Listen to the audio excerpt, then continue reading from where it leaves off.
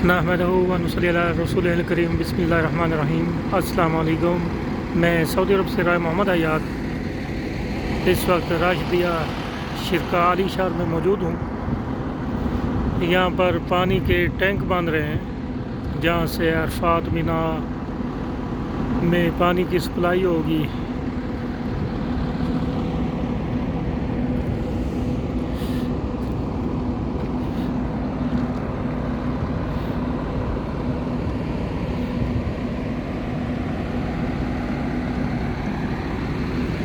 ये तकरीबन 4 साल से प्रोजेक्ट चल रहा है, तो अभी 8 खजान रेडी हुए हैं। इसके बाद अभी 8 खजान का और काम स्टार्ट हो रहा है। बहुत लंबा प्रोजेक्ट है।